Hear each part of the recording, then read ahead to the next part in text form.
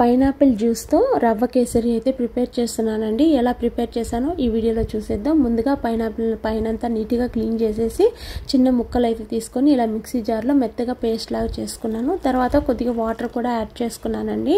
So ఇప్పుడైతే filter చేసుకుంటున్నాం. ఏదైనా పీసులు ఉన్నా కూడా మిగిలిపోతాయి కదా, అందుకని చెప్పి.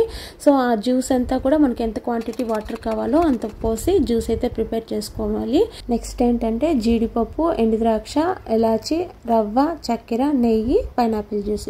సో నేను ఇక్కడ కుక్కర్లో ప్రిపేర్ చేస్తాను. సో కుక్కర్లో కొద్దిగా నెయ్యి అయితే వేసుకొని అందులోనే రవ్వ కూడా యాడ్ చేసుకొని బాగా గోల్డెన్ బ్రౌన్ వచ్చేంత వరకు ఫ్రై చేసుకోవాలన్నమాట. ఇక్కడ నేను 1 కప్పు రవ్వ తీసుకున్నానండి. సో 2 కప్స్ షుగర్ అయితే యాడ్ చేసుకోండి.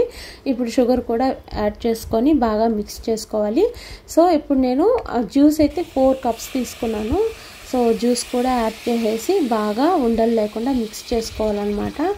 మీరు కుక్కర్లో చేసే పని అయితే 1 విజిల్కే సాఫ్ట్గా ఉడికిపోతుందండి. లేదా నార్మల్గా అయితే ఒక 15 మినిట్స్ అలా పడుతుందనమాట.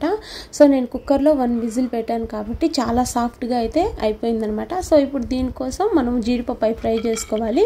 సో కొద్దిగా నెయ్యిలో జీడిపప్పు, ఎండుద్రాక్ష వేసి బాగా ఫ్రై చేసి పక్కన పెట్టుకోవాలి. ఇప్పుడు ఏదైతే ప్రిపేర్ చేసుకున్నాం కేసరి, అందులో ఎలాచి పౌడర్ కూడా వేసేసి మనం ఫ్రై చేసుకున్నటువంటి జీడిపప్పు, ఎండుద్రాక్ష కూడా వేసేసి బాగా మిక్స్ చేసుకున్నట్లయితే పైనాపిల్ కేసరి రెడీ అయిపోతుందండి. సో చాలా టేస్టీగా ఉంటుంది. మీరు కూడా ఒకసారి ట్రై చేసి చూడండి.